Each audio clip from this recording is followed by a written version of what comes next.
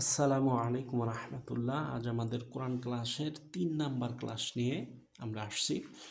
বিগত 1 number 2 number ক্লাসগুলো আমরা 29টা হরফের সাথে পরিচিত হয়েছি। হরফগুলোকে ভালোভাবে চিনার জন্য ক্লাসগুলো আমরা করছি।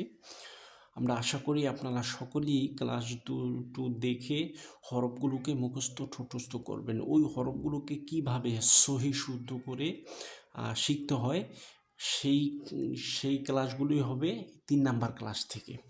3 নাম্বার ক্লাসগুলোই এত এত এত বেশি গুরুত্ব আর মজা যে এই ক্লাসগুলো কন্টিনিউ গুরুত্ব সহকারে যেই ব্যক্তি দেখবে ইনশাআল্লাহ সে অবশ্যই কোরআন সহি শুদ্ধ করে পড়তে পারবে। তো 3 নাম্বার ক্লাস থেকে শুরু হবে যে 29টা হরফ কিভাবে আমরা সহি শুদ্ধ করে শিখব। এই জন্য মাখরাজের সাথে আমাদের শিখতে হবে। মাখরাজ সম্পর্কে বলতে হলে প্রথমে বলতে হয় যে মাখরাজ যেখান থেকে আমাকে উচ্চারণ করতে বলছে ওখান থেকে যদি আমি উচ্চারণ করতে পারি তাহলে আমার পড়া যেমন বলে তেমন শোনাক, আমার পড়া 100% সহি শুদ্ধ হবে। আর মাখরাজ যেখান থেকে বলছে ওখান থেকে আমি উচ্চারণ করতে পারি না বা করি না, তাহলে যত মধুসূরি আমি পড়ি না কেন আমার পড়া কিন্তু শুদ্ধ হবে না। এর জন্য শুদ্ধতার মেন স্ট্রাকচারটাই হলো মাখরাজ। তো মাখরাজ এখানে আজ আমরা আমাদের ক্লাসের সাথে মাখরাজ এবং হলকের সাথে পরিচয় হব। আজকাল মূল ক্লাসেই কিন্তু মাখরাজ আর হলকের সাথে চিনব মাখরাজ কি আর হলক কি। তো ওখানে লেখা আছে মাখরাজ, নিচে লেখা আছে মাখরাজ কি। উচ্চারণের স্থানের নাম হচ্ছে মাখরাজ। আবার বলি, মাখরাজ কি?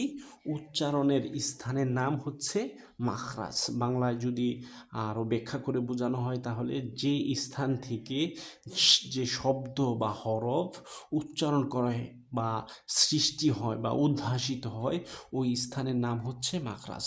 কথাটা আবার বলি, যে স্থান থেকে কোনো শব্দ বা হরফ সৃষ্টি হয়, উদ্ভাসিত হয়, উচ্চারণ করা হয় ওই স্থানের নাম হচ্ছে মাখরাজ।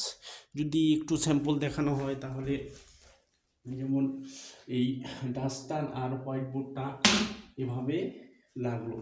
তো ডাস্টার আর হোয়াইট বোর্ড যেই স্থানে লাগছে, লাগার সাথে সাথে যে একটা শব্দ সৃষ্টি হয়েছে ওই স্থানটার নাম হচ্ছে কি? মাখরাজ। ওই স্থানটার নাম মাখরাজ। হোয়াইট বোর্ড আর ডাস্টার যেখানে লাগানো হলো আর এই লাগানোর সাথে সাথে যে শব্দটা সৃষ্টি হলো ওই শব্দটার নাম হচ্ছে মাখরাজ। পুনরায় আবার বলি, এটা হচ্ছে কি? বোঝার বিষয়। এই 3 নাম্বার ক্লাস থেকেই কিন্তু আমাদের কোরআন শেখার আগ্রহ পয়দা হবে এবং স্বাদ মজা এই 3 নাম্বার ক্লাস থেকে আমরা পাবো। 1 নাম্বার 2 নাম্বার ক্লাস আশা করি 90% ব্যক্তিই পারেন, যদিও একটুখানি ঘাটতি থাকে। আমাদের এই সামনের ক্লাসগুলোর মাধ্যমে ওই হরফগুলো আমাদের আয়ত্তে আইসা পড়বে। তো 3 নাম্বার ক্লাসের মধ্যে কি? মাখরাজ। মাখরাজ কি? উচ্চারণের স্থানের নাম মাখরাজ। বাংলায় বোঝাতে গেলে যে হরফ বা শব্দ যে স্থান থেকে সৃষ্টি হয় বা উচ্চারণ করা হয় ওই স্থানের নাম মাখরাজ। এটা বারবার এই শব্দটা পড়ে বোঝা, এটা হচ্ছে বোঝার বিষয়। এটা মুখস্থ বিদ্যা না, বোঝার বিষয়। তারপরে এখন যদি আপনাকে জিজ্ঞাসা করি, বলেন তো মাখরাজ কি? আপনাদের জিজ্ঞাসা করলে আপনারা বলবেন কি? মাখরাজ উচ্চারণের স্থানের নাম মাখরাজ। যদি জিজ্ঞাসা করি একটু ভালোভাবে ব্যাখ্যা করে বোঝাবার জন্য, তাহলে বলবেন যে শব্দ বা হরফ যে স্থান থেকে সৃষ্টি করা হয় বা যে স্থান থেকে উচ্চারণ করা হয় ওই স্থানের নাম হচ্ছে মাখরাজ। আচ্ছা, এবার হলকের ব্যাপারে জানবো। হচ্ছে কি? হলক। হলক। এবার যদি বলি হলক কি? হলক কি? হলক অর্থ হলো গলা। বাংলায় বলে এটা গলা। গলা। এখন যদি এটা গলাটা আমরা এইভাবে আইকা দেখাই, এই যে এটা হচ্ছে কি? আমাদের খাদ্যনালীটা। এটা হচ্ছে আমাদের, এটা হচ্ছে মুখ, এটা জিভা। তো এইগুলো পরে গলা। এটা হচ্ছে এই যে এখান থেকে এই পর্যন্ত, এখান থেকে এই পর্যন্ত হচ্ছে কি? হলক। বাংলায় বলে কি? গলা।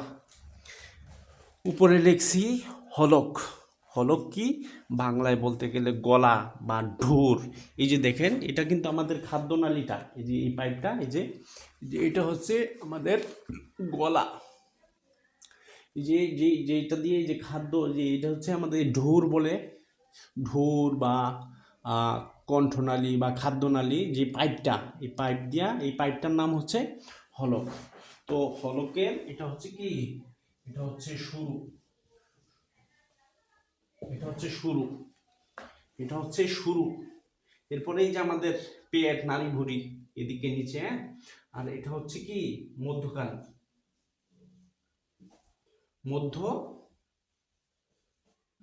মধ্যখান, আর এটা হচ্ছে শেষ ভাগ, শেষ ভাগ। এখন মেন পয়েন্টে আসি। হ্যাঁ, হলক। হলক কি বাংলায় বলে যেটাকে গলা, কণ্ঠনালী। এখন এটা আজকে শুধু বুঝবো, এখানে কোনো মুখস্থ বিদ্যা নাই, বোঝার বিষয়।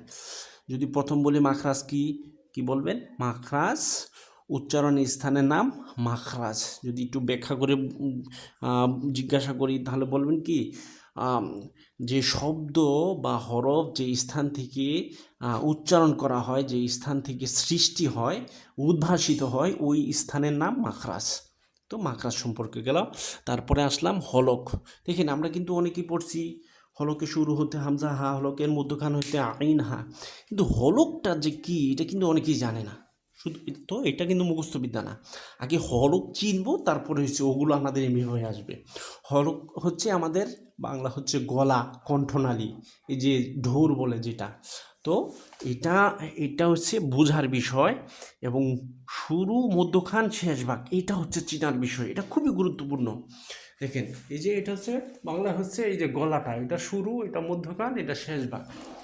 তো এটা হচ্ছে শুরু, এটা মধ্যখান, এটা শেষ ভাগ। এখন যদি বলি হলক কি, বলবেন হলক হচ্ছে গলা, ঢোর বা খাদ্যনালী। শুরু কোনটা? এটা কি শুরু? এটা কিন্তু শুরু না। দেখেন এটা কিন্তু, এই যে এটা কিন্তু আমাদের মুখ বা জিভা, এটা কিন্তু শেষ ভাগ।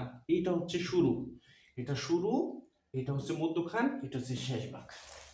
বাস, আজকের এই ক্লাসটা মাখরাজ আর হলক শুধু চেনা, এটাই।